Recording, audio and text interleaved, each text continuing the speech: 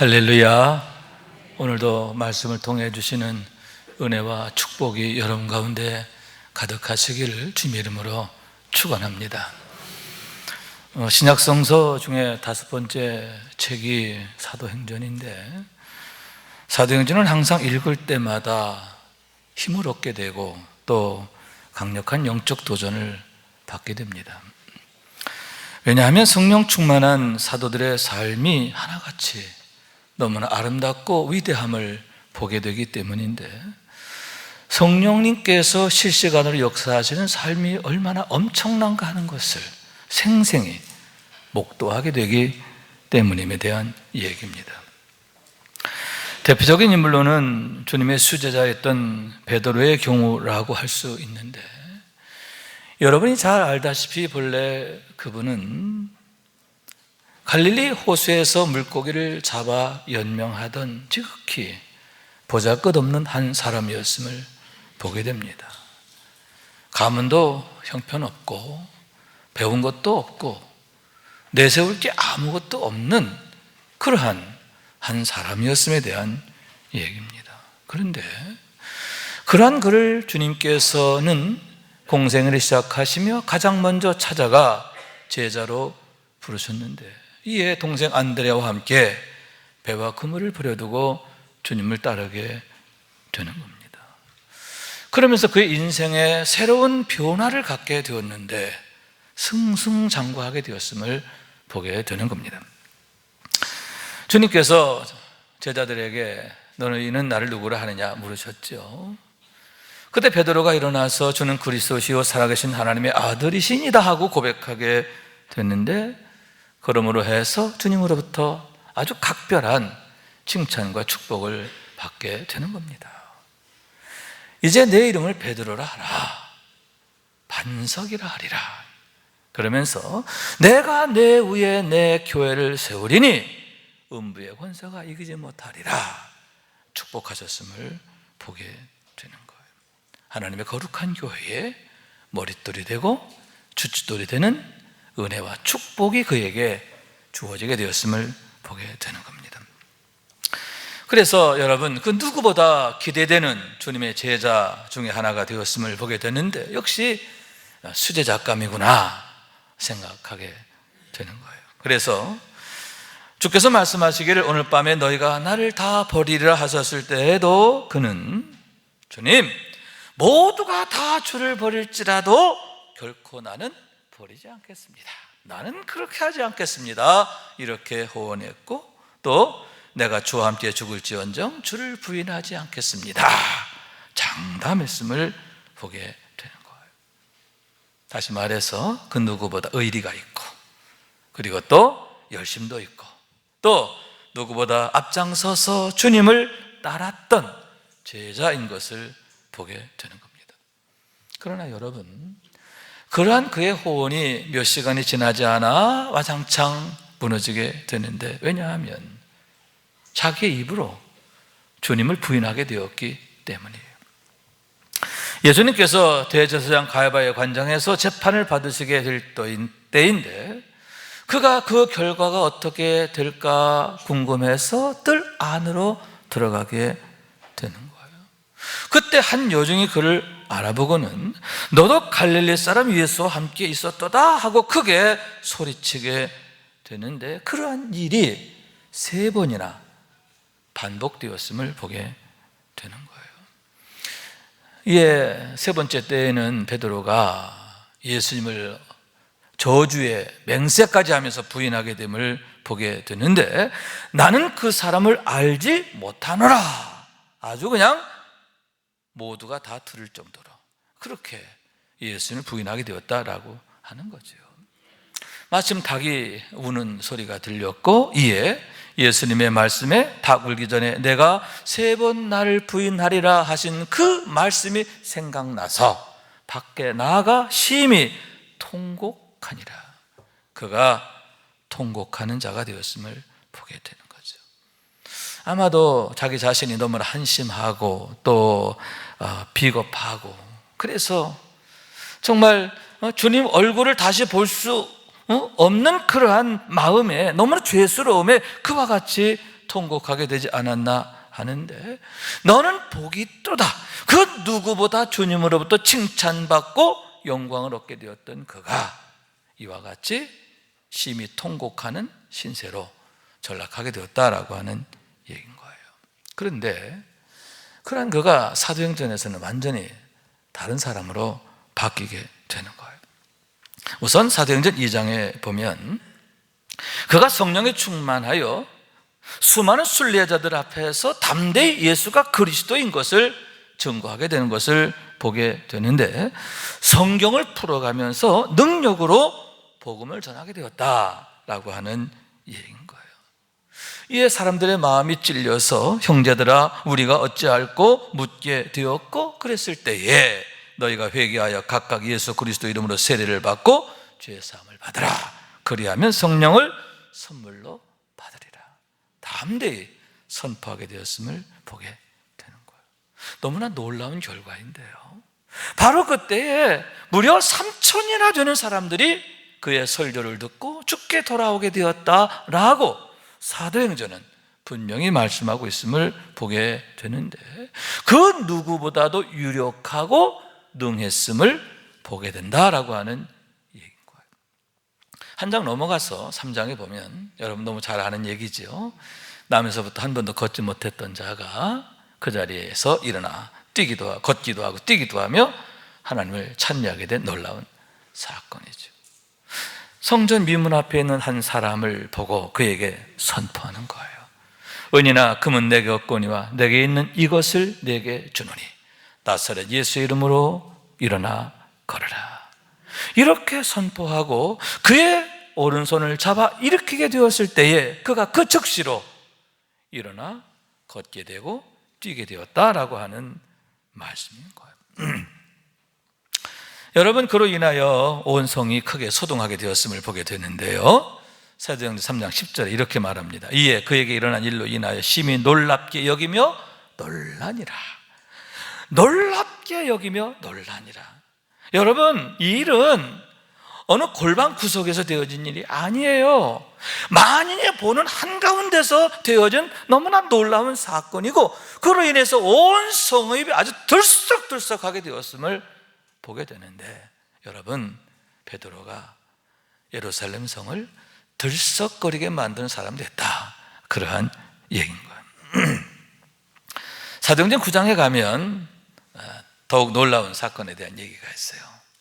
욥바야에 있는 다비다라고 하는 여자의 제자에 대한 얘기인데, 그녀가 병이 들어 죽어 이제 장사 지낼 상황에 있었던 겁니다. 마침 베드로가 그곳을 방문하게 되었고 시체로 누워있는 다비다를 향해서 그가 선포합니다. 다비다야 일어나라. 그랬을 때 여러분, 놀라운 일이 일어났죠.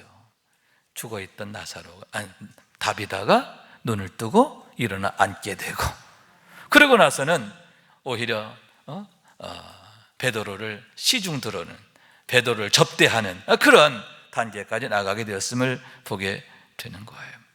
여러분, 그로 인해서 욥바 사람들이 크게 두려워하고 또 많은 사람이 예수를 믿게 되었다라고 성경은 말하고 있는데, 그처럼 일평생 주의 복음을 전하게 되었고 또 수많은 교회를 세우게 되었음을 보게 되는데, 한마디로 그의 삶은 능력 그 자체였다, 이렇게 말씀드릴 수가 있는 거죠. 결국 순교하시잖아요, 그죠? 그런데 순교도 그냥 순교하는 게 아니라 십자가에 거꾸로 매달려 죽으시게 되는데, 전하는 말에 의하면 자청해서 그렇게 했다라고 하는 거잖아요. 내가 예수님처럼 똑바로 매달려 죽는 건 너무 황공해서 거꾸로 매달려 죽기를 자청했고 또 그렇게 순교하시게 되었다라고 하는데, 어떻게 그렇게 보잘것없던 그가, 비겁하고 한심하던 그가 이처럼 위대하게 되었는가? 그리고 그의 죽음까지도 그렇게 아름답고 고상하게 되었는가? 여러분, 그가 세상의 빛이 되고 생명의 향기 되고 세상을 살리는 사람, 예루살렘 성을 소동케 하는 사람, 사람들을 놀라게 하는 그런 사람이 되었음을 보게 되는데, 어떻게 이와 같은 일이 되었는가? 정말 너무 놀라운 일임을 보게 된다라고 하는 얘기인 거예요. 어쩌면 여러분, 그 역시도 가룟 유다처럼 실패할 인생이었어요.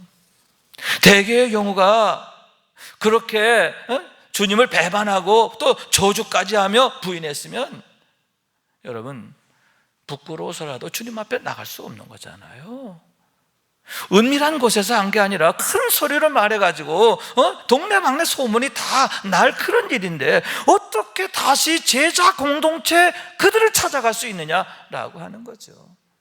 그러니만큼 가룟 유다처럼 아싸라게 자살을 하든가 아니면 그 공동체를 피해서 도망가든가 그렇게 될 수도 있는 일이다 하는 얘기인 거예요. 더구나 여러분, 베드로는 우리 주님으로부터 각별한 사랑을 받았던 그런 제자인 거잖아요. 예수님의 12제자 중에서 어쩌면 가장 각별한 관심을 받고 기대를 받았던 제자가 누구냐? 베드로란 얘기지요. 그런 주님의 각별한 관심을 보여주는 게 뭐냐 하면은, 예를 들어서 누가복음 9장 28절 이하에 보면 예수님께서 산에 기도하러 올라가시는데 다른 모든 제자들에게 대해서는 여기 있으라 하시고 특별히 베드로와 야고보와 요한 이 세 제자만 데리고 산에 올라가 기도하시는 것을 보게 되는 거죠. 당신이 기도하는 자리 바로 옆에서 같이 기도하게 하셨다라고 하는 거죠. 그때 여러분, 예수님께서 용모가 변화되고 옷이 휘어져 광채가 나게 되었음을 보게 되는 게 아닙니까? 소위 변화선 사건에 대한 얘기가 아닙니까? 그런데 그 놀라운 영광을 가장 가까운 곳에서 자기의 두 눈으로 똑똑히 목도하게 되는 그런 축복과 영광, 그것이 누구에게? 바로 베드로에게 주어지게 되었음을 보게 되는 거죠. 예수님께서 마지막 기도를 드린 겟세마네에서도 역시 마찬가지였는데 다른 제자들에게 대해서는 여기 있으라 하셨어요. 그리고는 베드로와 야고보와 요한 세 제자를 따로 데리고 더 깊이 들어가셔서 그들에게 말씀하셨음을 보게 되는데, 이에 말씀하시되 내 마음이 매우 고민하여 죽게 되었으니 너희는 여기 머물러 나와 함께 깨어 있으라 하시고, 여러분, 특별히 그 세 사람에게는 당신의 어려운 심정을 나타내셨는데 내가 심히 고민하여 죽을 지경이다. 여러분, 예수님이 이런 말씀을 하시는 거예요. 내가 정말 죽을 것 같아. 그러니 너희는 여기 있어. 나와 함께 깨어 있어. 깨어 있으란 얘기는 뭐예요? 나를 위해 기도해 줘. 나와 함께 기도하자. 이런 말씀이죠. 당신의 어려운 마음을 나타내시고 그리고 기도의 동역자로 부르시는 그러한 사람, 그게 바로, 그 중에 하나가 바로 베드로였음을 보게 된다라고 하는 거예요.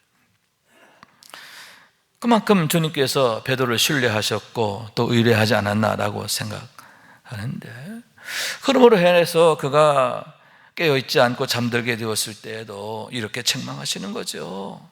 너희가 나와 함께 한 시간도 이렇게 깨어있을 수 없더냐? 시험에 들지 않게 깨어있어 기도하라. 마음엔 온유로되 육신이 약하도다. 이게 무슨 얘기냐 하면, 베드로야, 다른 제자들은 몰라도 너만은 그러면 안 되잖아.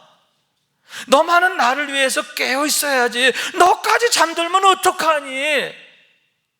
너무너무 안타까운 마음에 이렇게 책망하셨음을 보게 되는데, 평소 주님께서 베드로에 대하여 얼마나 각별한 마음이셨는가, 얼마나 그를 신뢰하고 의뢰하셨는가 하는 것을 보여주는 한 단면이 아닌가, 그렇게 생각하게 되는 겁니다. 그러니만큼 여러분, 그러한 베드로가 자기의 실패를 극복하고 다시 일어나게 됐을 때, 그래서 자기의 본분을 되찾게 되는 겁니다. 더군다나 성령 충만하여 하나님의 능력으로 살게 될 때, 마귀를 이기고 세상을 이기고, 할렐루야, 온 예루살렘을 들썩거리게 하는 그런 능력으로 살게 되었을 때 우리 주님께서 얼마나 기뻐하셨을까, 얼마나 신이 나셨을까, 얼마나 고마웠을까. 그 각별한 만큼 주님의 기뻐하심이 얼마나 커졌을까 하는데, 당신의 생명을 주시기까지 그를 사랑하셨기 때문임을 믿으시기 바랍니다. 그런데 여러분, 그런 각별함이 베드로에게만 그런 게 아니잖아요. 우리들 한 사람 한 사람에 대해서도 각별히 사랑하시는 것을 믿으시기 바랍니다. 우리를 구원하시기 위해서 당신의 생명을 내어주셨잖아요. 우리 아버지 하나님께서는 당신의 독생자를 내어주신 거잖아요. 여러분, 그 누구 한 사람 한 사람만이 아니라 베드로에 대해 이렇게 각별하신 것은 여러분, 우리 모두에 대해서도 그와 같이 각별하신 우리 주님의 마음을 나타내시고 보여주심이라고 하는 얘기인 거예요. 그렇기 때문에 여러분, 우리가 거듭나고 하나님의 자녀가 되고 하나님의 자녀의 권세를 갖고 사는 것, 하나님의 능력으로 사는 것, 그걸 너무나 원하시는 거죠. 너무나 바라시는 거죠. 그리고 그것을 너무나 기뻐하시게 되는 것을 보게 되는데, 다시 말해서 영적 비밀이라는 거예요. 우리가 이 보배를 질그릇에 가졌으니 이는 심히 큰 능력이 하나님께 있고 우리에게는 있지 않냐함을 알게 하려 함이라. 질그릇 같은 우리 인생이지만 보배 되신 주님이 우리와 함께 하심으로 인하여 우리가 보배의 능력으로 살게 되는 놀라운 영적 비밀에 대한 말씀임을 보게 되는 거예요. 여러분, 이런 비밀의 주인공 되기를 원합니다. 이 비밀이 나의 비밀 되기를 원합니다.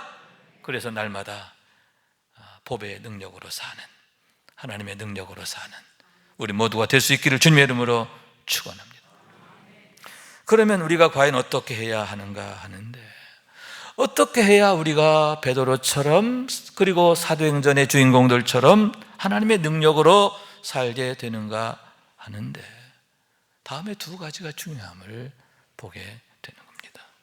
우선 하나는 다시 찾아와 주시는 은혜인데, 우리 주님께서 우리를 찾아와 주시고 만나 주시고 은혜 주셔야 한다, 그런 얘기죠. 우리 주님의 찾아와 주심으로부터 놀라운 역사가 비로소 시작되기 때문이다 라고 하는 말씀이에요. 그렇기 때문에 주님께서는 부활하신 후에도 거듭해서 제자들을 찾아가 만나 주셨음을 보게 되는데, 오늘의 말씀은 세 번째 찾아오셨을 때의 얘기다, 이렇게 말씀하고 있는 거예요. 베드로를 비롯한 7명의 제자들이 갈릴리 호수에서 물고기를 잡게 되었는데, 왜냐하면 갈릴리로 가라, 거기에서 나를 만나리라 하시는 주님의 말씀을 듣고 먼저 가서 기다리게 되었기 때문인 거예요. 그런데 금방 오실 줄 알았는데 더디 오셨고, 이에 베드로가 나는 물고기를 잡으러 가노라 하고 나서게 되는 거예요. 그러자 다른 모든 제자들이 따라 나섰게 되었고요. 여러분, 놀라운 평행 이론인데요, 3년 전 예수님 처음 만났을 때 그 장면이 다시 펼쳐지게 됨을 보게 되는 거예요. 참 공교롭게도 밤이 새도록 그물을 던졌지만 한 마리도 잡지 못하게 되는 거죠. 이윽고 새벽이 되었을 때 바닷가에 서 계신 한 사람을 보게 됩니다. 그가 말합니다. 너희에게 고기가 있느냐? 없습니다. 그래? 그러면 그물을 배 오른편에 던지라. 그리하면 잡으리라. 그래서 제자들이 배 오른편에 그물을 던지게 되는데, 이게 웬일입니까? 너무나 많이 잡혀서 그물을 들 수가 없을 정도가 되었다라고 하는 얘기죠. 그제야 제자들이 그가 누군지를 아는 거죠. 주님이시다. 할렐루야. 성경에 보면 아마도 요한이 그런 게 한 거예요. 주님이시다. 그 말을 듣고 베드로가 벗고 있던 겉옷을 몸에 걸치고 바다에 뛰어들어 헤엄쳐 주님 앞에 가게 되었음을 보게 되는데, 그러므로 해서 부활하신 주님과의 세 번째 만남이 이루어지게 됨을 보게 되는 거예요. 그런데 너무나 놀라운 은혜가 뭐냐 하면, 그때 잡은 물고기의 수를 세어보니까 큰 것만 153마리더라, 이렇게 말씀하고 있는 거예요. 여러분, 왜 하필 153마리일까요? 여기에 의미가 있음을 보게 되는데, 왜냐하면 유대인들은 숫자로 많은 것을 표현하는데, 우선 100이라고 하는 수는 이방인들을 말해요. 모든 이방인들.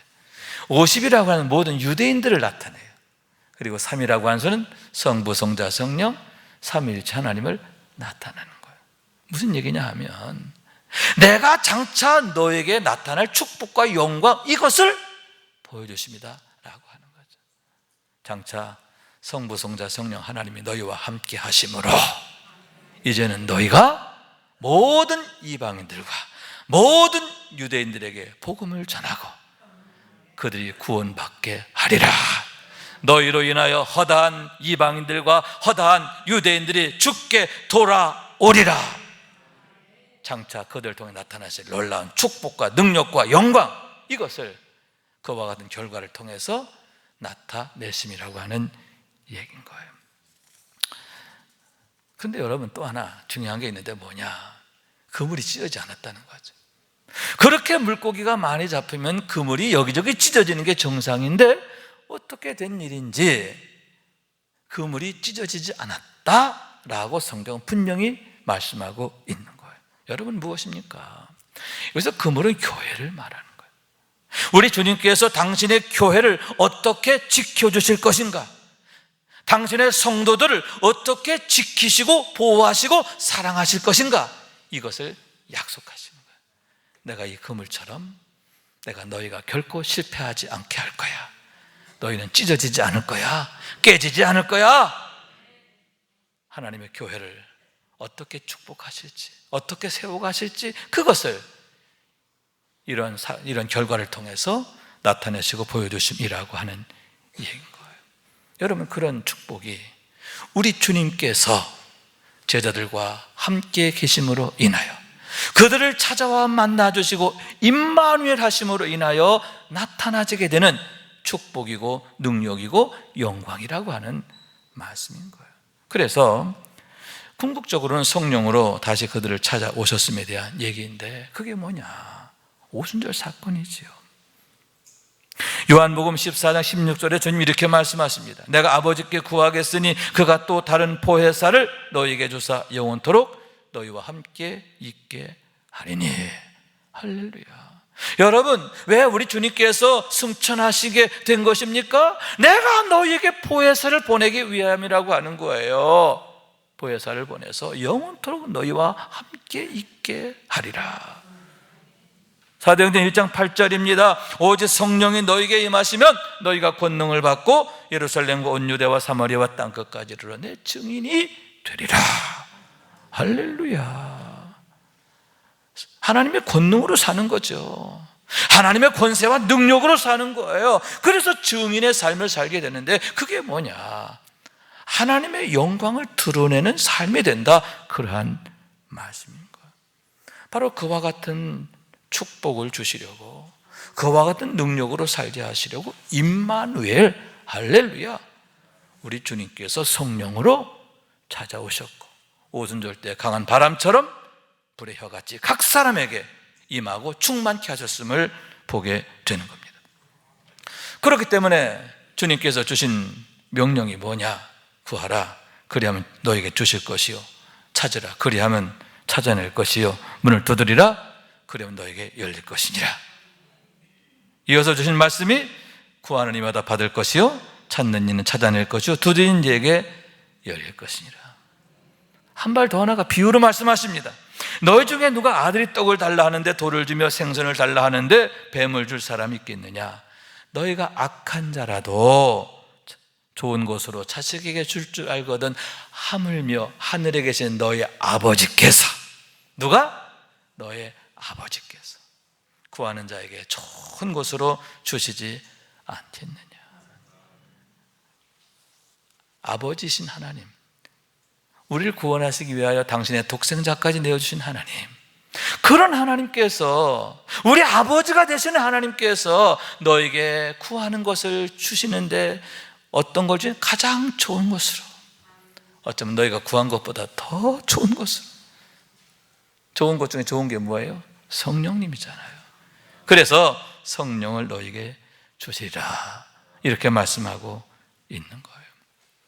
그렇기 때문에 여러분, 늘 우리가 구해야 할 게 뭐냐, 뭐 돈을 구하고 명예를 구하고 건강 구하고, 그것도 참 좋은 거지만 성도는 그 무엇보다 먼저 성령님을 구해야 하는 줄로 믿습니다. 성령의 충만을 구해야 한다라고 하는 거예요. 여러분, 하나님의 은혜 없이는 설 수 없잖아요. 그러나 하나님의 은혜면 되잖아요.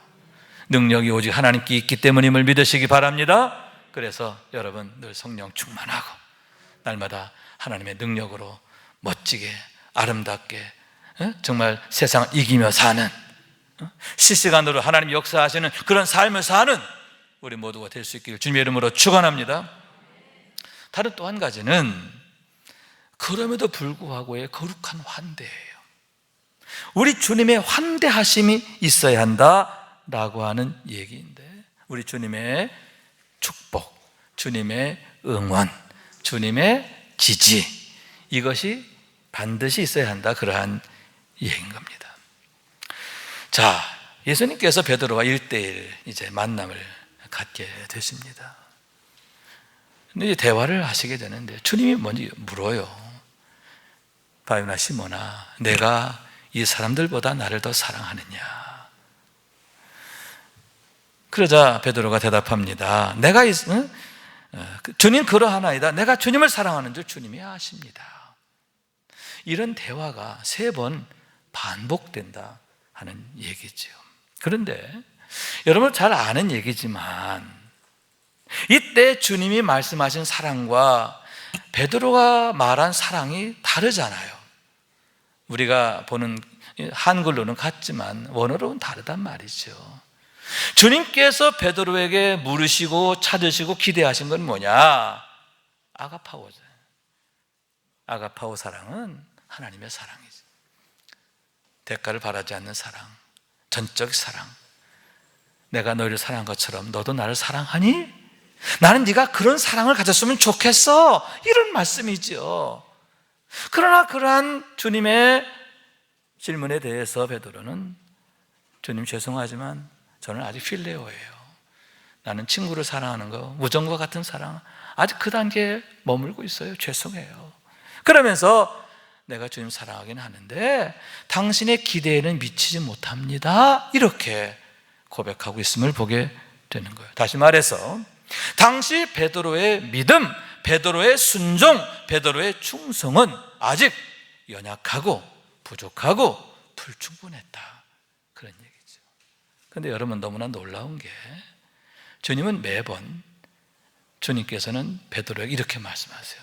내 어린 양을 먹이라, 내 양을 치라, 내 양을 먹이라. 할렐루야. 여러분, 여기서 당신의 양은 교회를 말하잖아요.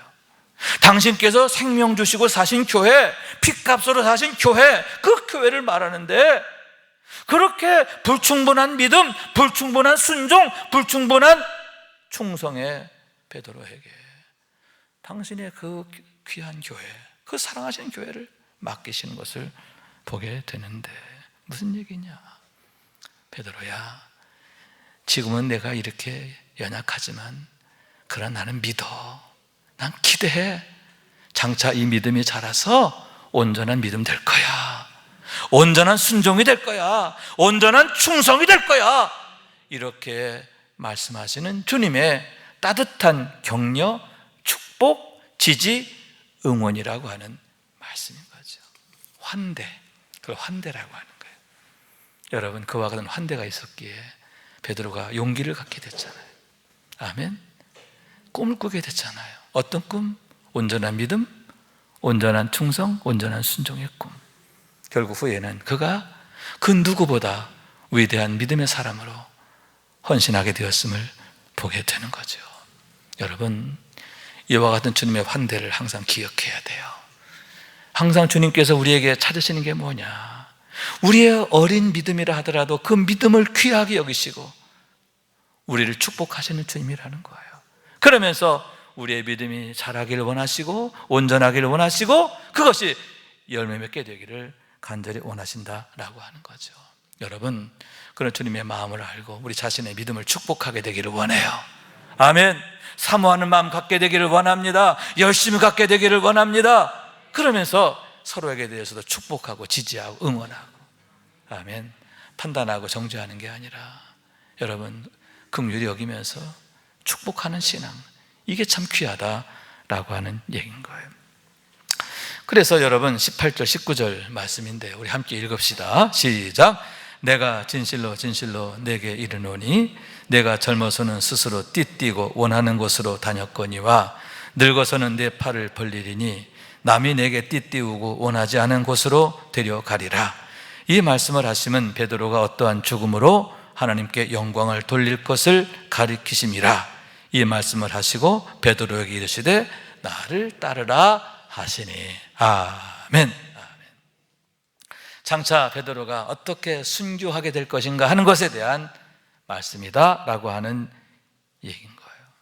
그런데 여러분, 외형적으로 볼 때는 이제 네가 늙어서 네 힘으로 어떻게 못하고 팔 벌리면 남들이 띠띠우고 널 그들이 원하는 대로 데려가리라, 그렇게 말씀하고 있는데 여기에 놀라운 비밀이 있어요. 그것은 장차 그를 통해 나타내실 하나님의 놀라운 영광에 대한 그런 말씀이다 라고 하는 얘기죠. 자, 젊을 때는 어떻게 합니까? 내가 원하는 대로 가지요. 그죠? 내가 원하는 대로 스스로 띠띠고 내 의지, 내 노력, 내 방법, 그걸로 내가 원하는 것. 여러분, 이것은 사실 온전하지 않은 믿음의 모습이죠. 그런데 여러분, 네가 두 팔을 벌리리니, 늙어서는 두 팔을 벌리리니, 두 팔을 벌리는 게 항복하는 거거든요. 하나님, 나는 아무것도 아니에요. 하나님 없이 난 못 살아요. 하나님만이 나의 전부예요. 하나님, 내가 전적으로 하나님을 신뢰하고 하나님을 의뢰합니다. 이러한 영적인 모습을 보여준다는 거죠. 여러분, 그런 그의 모습을 나타내는 게 그의 순교의 장면인 거예요. 남들에 의해서 끌려가고 십자가에 매달려 죽는 것 같지만, 여러분, 다시 말씀드리지만 그가 자원하여 거꾸로 매달려 죽었다. 뭐예요? 이미 그의 마음과 생각, 그의 모든 것을 우리 주님께서 얼마나 강력하게 붙잡고 계신가, 얼마나 강력히 도우시는가, 그것을 보여주고 있는데, 그 어떠한 환난, 핍박, 죽음, 그 어느 것도 그를 흔들 수 없는 거죠. 그의 믿음을 빼앗을 수 없고요, 그의 평화를 빼앗을 수 없고, 그의 소망을 흔들 수 없었음에 대한 얘기인 겁니다. 어떻게 그처럼 넉넉히 이기게 되었는가? 여러분, 우리 주님께서 그의 띠를 띄워주시고, 할렐루야, 그를 친히 붙잡아 인도하셨기 때문임을 믿으시기 바랍니다. 그래서 그런 소망을 품고 사는 성도들을 향해서 사도 바울은 이렇게 말씀하는데요, 고린도전서 15장 55절 이하의 말씀 함께 읽습니다. 시작. 사망아, 너의 승리가 어디 있느냐? 사망아, 내가 쏘는 것이 어디 있느냐? 사망에 쏘는 것은 죄요, 죄의 권능은 율법이라. 우리 주 예수 그리스도로 말미암아 우리에게 승리를 주신 하나님께 감사하노니, 그러므로 내 사랑하는 형제들아, 견실하며 흔들리지 말고 항상 주의 일에 더욱 힘쓰는 자들이 되라. 이는 너의 수고가 주 안에서 헛되어 줄 아는 줄을 알미라. 아멘, 아멘. 여러분, 더욱 주의 일에 힘쓰는 자들이 되라. 예수 그리스도로 말미암아 우리에게 이김을 주시는 하나님께 감사하라, 이렇게 말씀하고 있는데, 왜냐? 우리의 수고가 결코 헛되지 않는다 하는 거예요. 장차 나타날 영광이 너무나 위대하기 때문이다 라고 하는 거죠. 또한 골로새 교회를 향해서 이렇게 말씀하십니다. 그러므로 너희가 그리스도와 함께 살리심을 받았으면 위의 것을 찾으라. 거기는 그리스도께서 하나님 우편에 앉아 계시느니라. 아멘. 여러분, 우리는 땅을 보고 사는 사람이 아니라 하나님의 능력을 바라보고 사는 자다, 그런 얘기죠. 그래서 스데반이 하늘을 우러러 바라보는 것처럼 늘 우리의 마음과 생각이 하나님을 향해야 한다라고 하는 거예요. 그래서 여러분, 성령 충만하기를 원합니다. 주님께서 늘 환대하시는 삶이 되기를 원합니다. 사랑하시고 기뻐하시고 고마워하는 삶이 되기를 원하는 거예요. 그래서 우리 하루 24시간 1년 365일이 성령께서 실시간으로 역사하시는 삶이 되기를 원합니다. 하나님께서 우리 가운데 계시며 우리를 위해 일하시는 것을 날마다 보고 경험하게 되기를 원합니다. 그것이 우리의 간증이 되고 자랑이 되고 감사가 되고 찬양이 되기를 원하는 거예요. 날마다 이런 은혜와 축복과 영광의 주인공으로 사는 우리 모두가 될 수 있기를 주님으로 축원합니다. 아멘. 우리 함께 찬양합시다. 주님 다시 오실 때까지 나는 이 길을 가리라. 아멘. 주님 다시 오실 때까지 나는 이 길을 가리라. 좁은 문 좁은 길 나의 십자가 지고 나의 가는 이 길 끝에서 나는 주님을 보리라. 영광의 내 주님 나를 맞아주시리. 주님 다시 오실 때까지 나는 일어나 달려가리라. 주의 영광 온 땅 덮을 때 나는 일어나 노래하리. 내 사모하는 주님 온 세상 구주시라. 내 사모하는 주님 영광의 왕이시라. 주님 다시 오실 때까지 주님 다시 오실 때까지 나는 일어나 달려가리라. 주의 영광 온 땅 덮을 때 나는 일어나 노래하리. 내 사모하는 주님 온 세상 구주시라. 내 사모하는 주님 영광의